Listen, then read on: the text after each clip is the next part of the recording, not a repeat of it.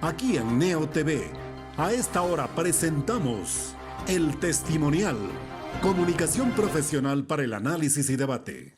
Saludos amigos del Ecuador y del resto del mundo, bienvenidos a El Testimonial. Nuestro invitado de hoy es Edgar Ponce Iturriaga, ex miembro del directorio de CONELEC, ex presidente del Tribunal de Garantías Constitucionales, hoy Corte Constitucional, dirigente sindical del sector eléctrico. También se ha desempeñado como embajador del Ecuador en Cuba y ahora dirigente político aliado a la candidatura del candidato presidencial Andrés Arauz. Muchas gracias, Edgar, por acompañarnos. Inicia ya la campaña electoral en el Ecuador en segunda vuelta electoral que se extenderá hasta el 8 de abril la campaña, pues el 11 tenemos que elegir al nuevo gobernante. ¿Con qué esperanza acude el ecuatoriano o la ecuatoriana a estas elecciones? ¿Cuáles son las líneas prioritarias que espera que el nuevo gobernante pueda resolver a aquellos ecuatorianos mucho más empobrecidos en tiempos de pandemia? Bienvenido, Edgar. Muchas gracias por estar aquí. Muchísimas gracias por la invitación. Bueno, con una gran preocupación, porque lo que sucede en el continente, pues tiene que tomarse en cuenta, porque de alguna manera la política que está imperando es justamente aquella que ha sido de alguna manera implementado por la Secretaría General de la OEA, por orden y disposición del gobierno de los Estados Unidos, y tuvimos en la primera situación que se presentó fue en Centroamérica, en el caso de Honduras, luego tuvimos el caso de Paraguay, luego tenemos el caso de mismo Argentina, y ahora pues nosotros nos encontrábamos con el ejemplo más claro, fue lo de Bolivia. Pero ¿qué pasa también? Que frente a toda esta política, también los pueblos se indignan y se rebelan. Entonces es lo que de alguna manera está ocurriendo acá, porque de cuando acá aparece una persona que pues muy lejos de los intereses del pueblo, de los humildes, de los pobres, pues ahora tiene que emponcharse para poder en definitiva acercarse a la gente para decir que él sí está con los del páramo seguramente. Entonces sí, realmente esto indigna, molesta a la ciudadanía y al pueblo. Okay. Entonces no confía, el pueblo ecuatoriano no confía en los banqueros, ¿no? Y más aún en un banquero que tiene directa responsabilidad en el feriado bancario que mandó al suicidio a varios jubilados y por otro lado mandó millones de ecuatorianos a que busquen trabajo en otros países, y realmente de eso fue de alguna manera lo que pudo el Ecuador como país pues subsistir gracias a las divisas que mandaban los trabajadores ecuatorianos explotados en otros lugares. Ok, pero precisamente, Edgar, yo preguntaba con qué esperanza acuden los ecuatorianos y ecuatorianas a las urnas para elegir al nuevo gobernante el 11 de abril próximo, a la espera de que resuelva varios temas el nuevo gobernante. Empleo, que dé las posibilidades de un acceso a la educación universitaria fluida, sin limitaciones, que dé vacunación a 9 millones de ecuatorianos en promedio, que recomienda la Organización Mundial de la Salud para salir de la pandemia. Son temas emergentes, Edgar, y que desafían al nuevo gobernante. ¿Qué opina usted? Bueno, hemos tenido felizmente la oportunidad de que existan de alguna manera partes y contrapartes. Y en lo que representa la parte, ¿no?, que el pueblo necesitaba, se ubica el candidato de la Revolución Ciudadana, el candidato por las listas 1 y 5, Andrés Arauz, con Carlos Rabascal. Entonces, ese binomio ha tenido la virtualidad de llegar a la gente, de llegar a la gran mayoría de la gente.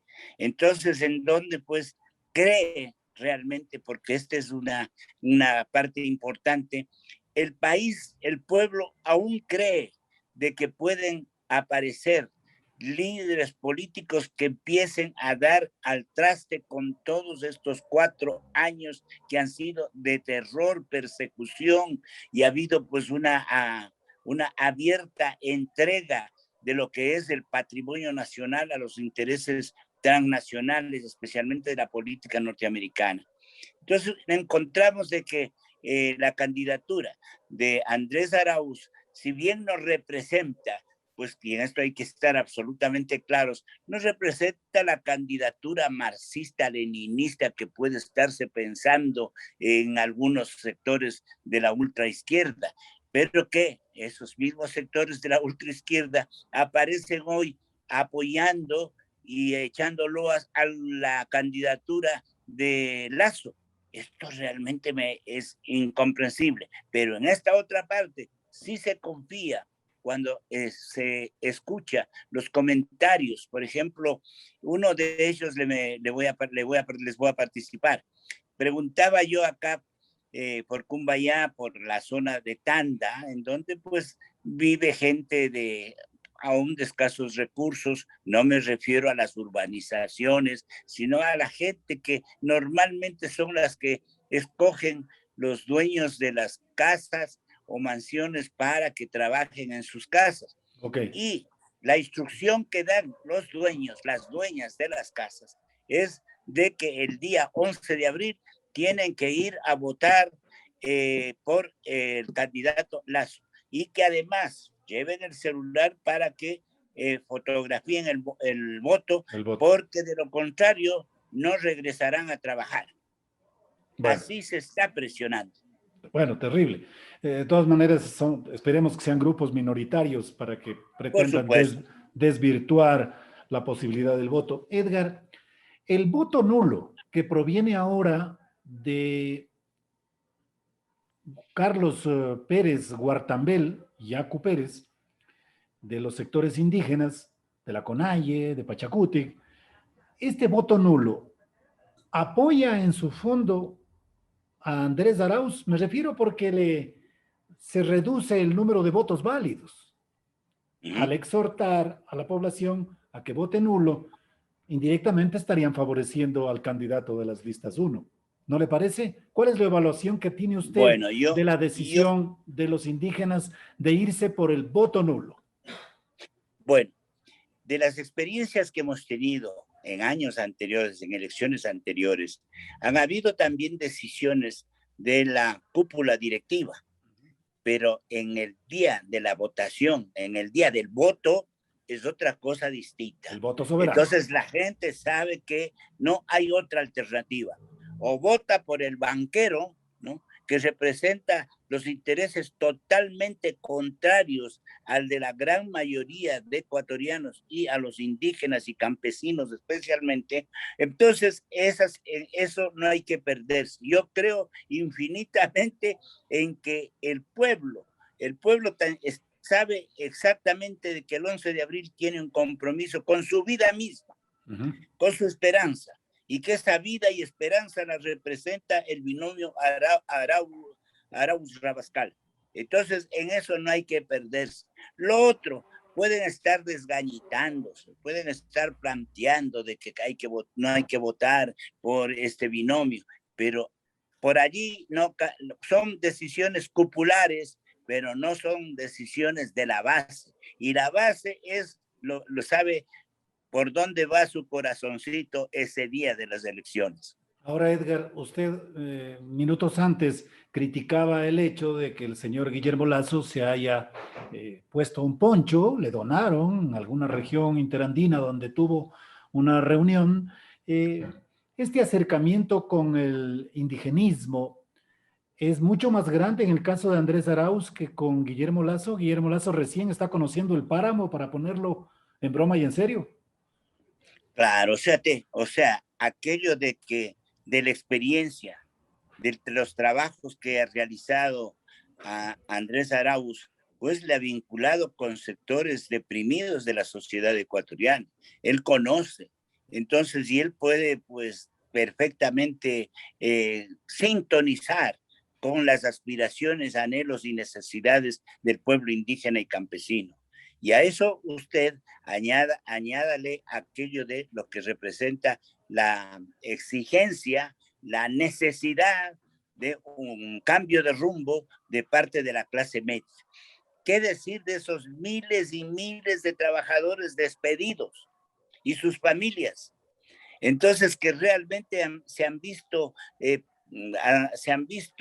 fuera del acceso a necesidades básicas, Sí. de cuando toda esta política no ha sido sino de entrega, de desembosadamente hacer un gobierno al intereses de la oligarquía ecuatoriana y del gobierno de los Estados Unidos. Entonces hay indignación. Entonces yo creo que también esto es otra cosa que deberá tomarse en cuenta. Y lo otro es el asunto que tanto se está especulando y queriendo, en definitiva, aprovechar, el asunto de la juventud. Entonces, que los jóvenes, ¿no? Se habla que van a definir el asunto de las elecciones. Es que si Y vemos, usted, si vemos el padrón electoral, en realidad es así. Un ya, 65% de jóvenes lo ya, integran. ya. Entonces, ¿qué es lo que ocurre? ¿Quién me la pregunta? Al joven, ¿no? Le cautivará más el banquero, ¿no? O le cautivará una persona más identificada con el joven, porque esta sería una ocasión, digamos, muy importante para el Ecuador. Así han habido presidentes jóvenes, ¿no? Jaime Roldós, el mismo Rafael Correa. Entonces, pero en esta ocasión está alguien más cercano a los jóvenes. Entonces, Andrés Arauz sí identifica mejor con el sector de los jóvenes. Y el joven, pues al final, puede ser que es aquel sector que no está haciendo alarde de lo que va a ser el día de las elecciones. Él sabe, el joven, de que necesita trabajo, de que sus padres han sido despedidos, que sus abuelos ya no, las pensiones jubilares ya no les alcanza. Sabe el joven que realmente no tiene posibilidad en gobiernos como el de Moreno, posibilidad de trabajo. Entonces, ¿qué es lo que hace? Lo que hace es volcar sus esperanzas en una candidatura que les represente concreción, que les represente por fin respuesta. Y Arauz representa eso para los jóvenes ecuatorianos. Ahora yo le preguntaba, Edgar, ¿hacen bien los indígenas al convocar al voto nulo? Claro que, como usted dice, al final el sufragante, el votante, el rato que está en la urna, ese rato decide. Pero en general, esta declaración política, ¿cómo le parece a usted? Voto nulo. Y tampoco reconocer la idoneidad del nuevo gobernante, porque ellos insisten en que han sido un proceso electoral fraudulento que le perjudicó a su candidato, Yacu Pérez. Bueno, esta es una advertencia que se está dando al país. Es decir, crear un estado en donde un estado de cosas, un estado de convulsión social, ¿no? Que permite que la vía de ingobernabilidad sea El mejor visible, camino, claro. ¿ya? Y a esto se acompañan las declaraciones de varias gentes. Por ahí, por ejemplo, han habido pues algún periodista muy respetable antes que, digamos, ya casi centenario y ahora pues prácticamente invoca a un golpe de Estado. Por ahí hay otro general, comandante general de la Fuerza Terrestre, que de repente también advierte sobre la posibilidad de que se realice un golpe de Estado. ¿Qué es esto? Entonces, esta situación realmente advierte de que lo primero que tiene que hacerse es consolidar todos los sectores populares, sociales, comprometidos con el binomio Arauz-Rabascal. Creo que de la misma manera que pretendan, en definitiva, crear una atmósfera, un ambiente de enfrentamiento, también el pueblo tiene que salir a defender su triunfo, a defender, en definitiva, sus esperanzas. No puede ser posible de que continuemos una política como la que ha venido, pues, realizando el gobierno de Moreno. Ahora, ¿usted cree que las Fuerzas Armadas estén interesadas en la ruptura del régimen democrático que vivimos? Mire, para que el comandante general del ejército se permita hacer una declaración de este tipo, realmente es porque se lo ha trabajado de alguna manera en las instancias correspondientes de las Fuerzas Armadas. O sea, es una Usted conoce, posición institucional. usted conoce perfectamente el ordeno y mando, ¿no? Las reuniones de los generales, que ahora ya son, de alguna manera, se han escapado del secretismo, y en esas reuniones, pues, han expresado, pues, su interés de que sea Lazo el presidente. De alguna manera nos está advirtiendo de que es un problema institucional. De ahí lo grave, lo peligroso que puede esto significar, porque puede significar un enfrentamiento. Pero lo que sí está claro es que los, los sectores que están en el intermedio de los mandos militares, la base de las Fuerzas Armadas, soldados, conscriptos, oficialidad joven, pues ellos van a medir también. ¿Qué van a medir? Lo que observan. Lo que observan en que está, es cuando la situación es tan evidente, pues ellos razonan también. Entonces, aquello que creo que es atribuible a Eloy Alfaro, aquello que de la noche, la noche más cercana a la aurora, ¿no? Más oscura es la que está más cercana a la aurora. Oscura es la más cercana a la aurora. Entonces yo creo que esta situación ha llegado a un punto tal que hay necesidad de ratificarlo y convertirlo en voto. Hay necesidad de defender ese voto. Hay necesidad de multiplicar ese voto. ¿Cómo? En las reuniones familiares, en el barrio, visitando las casas, señalando de que este es el momento de los pobres en este país. Edgar, a esta altura del proceso electoral, entre la candidatura de Andrés Arauz y la de Guillermo Lasso, ¿no cree usted que ya hay una amplia distancia favorable a Andrés Arauz en simpatía preelectoral que le asegura el triunfo el 11 de abril próximo? En otras palabras, ¿usted cree que la candidatura de Guillermo Lasso amenaza ese triunfo de Andrés Arauz?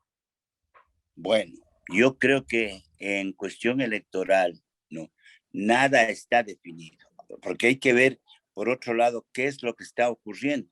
Hay realmente una, una es una competencia totalmente desleal entre la riqueza y las necesidades. La riqueza, de cómo se expresa esto, hay una deducción lógica. Son muy pocos los estamentos, las instancias con las que se puede, digamos, acceder, como este programa del testimonial. Muchas gracias. Pero cuando se revisan los medios de comunicación, se ve los programas de televisión, se escuchan los programas radiales, realmente se ve, digamos, una cancha totalmente desfavorable para Arauz. Hay totalmente. Entonces, ¿y por qué? Es porque por ese lado está fluyendo el dinero, la cantidad se está en definitiva comprando, ¿no? Para que pueda en definitiva distorsionar, digamos, el sentimiento que tiene el votante. Entonces sí hay que tener cuidado. O sea, nunca estar seguro de que todo está hecho. Hay que señalar aquello que me parece siempre ha sido una premisa.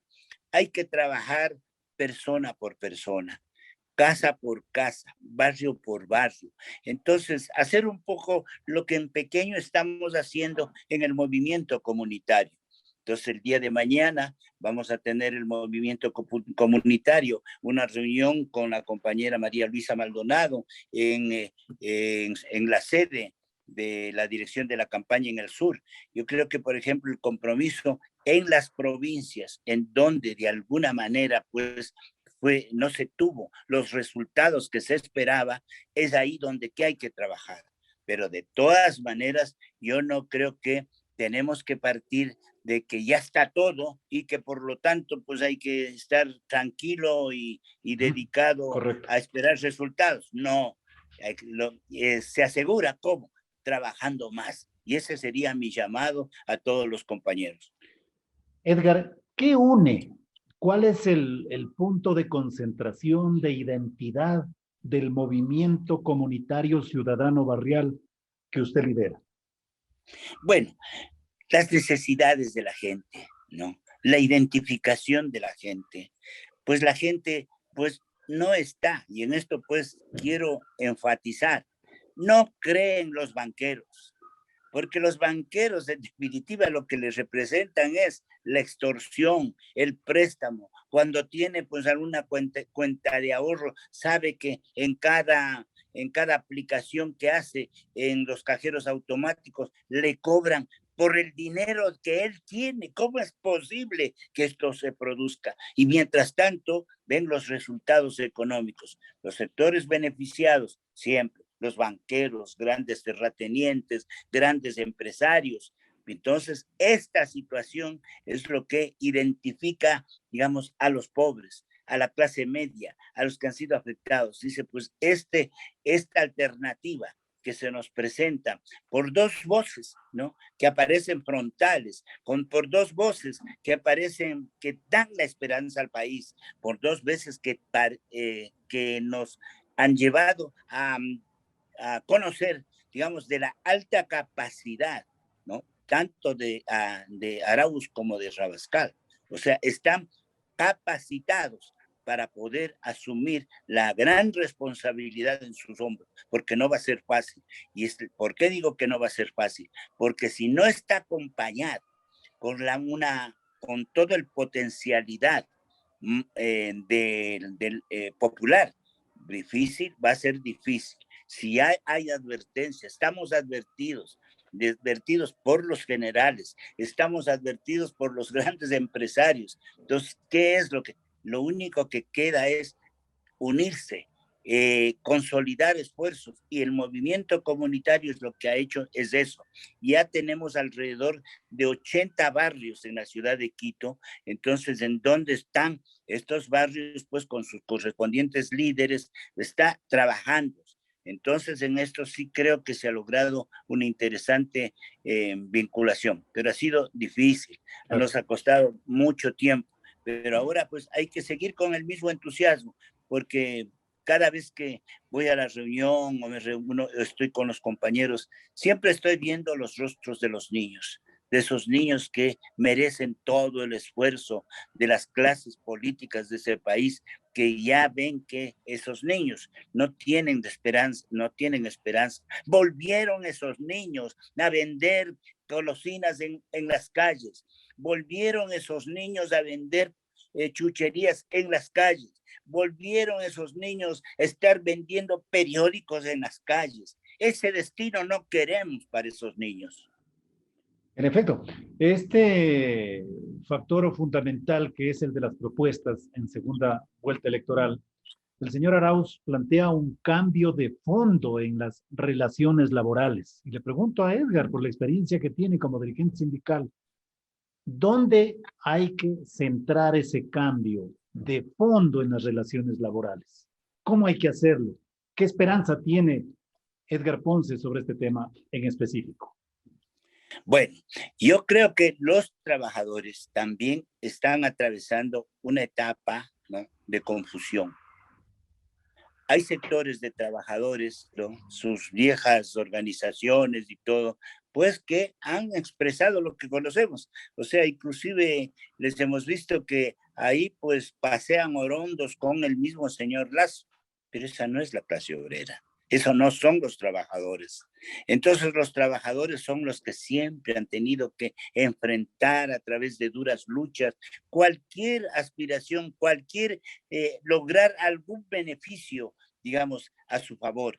Entonces creo que en el caso del gobierno ya de la Revolución Ciudadana, pues se se mejoraron las condiciones de los trabajadores. El salario, que no se quiere reconocer, el salario fue mejorado sustancialmente. Y lo mismo pasó con los jubilados, etcétera. Pero la clase trabajadora tiene que estar consciente y jugar un papel como está ocurriendo en varios países de América Latina. La clase obrera, los trabajadores, los resultados de su lucha está ahí en el gobierno de Arce, ¿no? En Bolivia, en donde pues asumió una responsabilidad histórica la COP, la Confederación Obrera Boliviana, y dio su respaldo decisivo para el triunfo de Arce. Lo mismo para lo que está ocurriendo por la libertad obtenida por Lula. Entonces la presión, la movilización llegó a un punto en la que ya está libre nuevamente Lula. Le están tratando de inventar de nuevo otro tipo de problemas, pero los trabajadores están despertando. En Argentina, pues han tomado una decisión importante de que existiendo sectores también, digamos, disconformes con todo, pero saben que también hay necesidad de unir. Los trabajadores pueden entrar en una fase, yo diría, diferente, por ejemplo, acá en el caso de Ecuador. Yo creo que, por ejemplo, habrá que plantearse una mayor participación de los trabajadores en la propia gestión de las empresas. Okay. Entonces yo creo que no se ha explotado adecuadamente. ¿Quién conoce más, no? En lo recóndito de una empresa es el trabajador, el obrero. Entonces, y el obrero tiene que asumir con mayor responsabilidad y decir, muy bien, esta va a ser mi contribución para sacar adelante las instituciones, las empresas, el desarrollo del país. Y por eso se plantea también en el plan de gobierno de Andrés Arauz la posibilidad de una asamblea constituyente. ¿Usted cree en ese escenario de nuevo? En el 2008 ya Bueno, lo intentamos. bueno, yo creo que las vías, las vías democráticas, las vías constitucionales son siempre válidas, Okay. ¿no? Y tiene que aprovecharse esas vías constitucionales y democráticas. Lo que pasa es que no hay que dejarlos entrampar en ese problema, porque si es que no hay esa vía, pues prácticamente entrar en periodos de inacción. Eso no es posible. Entonces, esto necesita de rápidas tomas de decisión. Entonces, y esto, qué mejor que planteándose un diálogo directo con los sectores populares. En tales circunstancias, una asamblea constituyente es fundamental. Entrado ya el eventual gobierno de Andrés Arauz. Hay que convocarla, precisamente por esa perfectividad de la democracia que usted señala. Por supuesto, entonces, por supuesto, o sea, yo creo que en ese sentido habrá que actuar con toda la velocidad del caso, ¿no? Entonces, y también por lo otro, con la advertencia que están haciendo. Es decir, ¿qué advierte? Que al día siguiente, si gana Arauz, convulsión social, ¿no? Para no permitirle gobernar, ¿no? Entonces esto no, y para eso se va a prestar lógicamente Moreno, ¿no? Va a crear esas condiciones, porque así es como ha venido trabajando, porque y al final yo creo también que hay que tomar medidas necesarias, ¿no? Necesarias.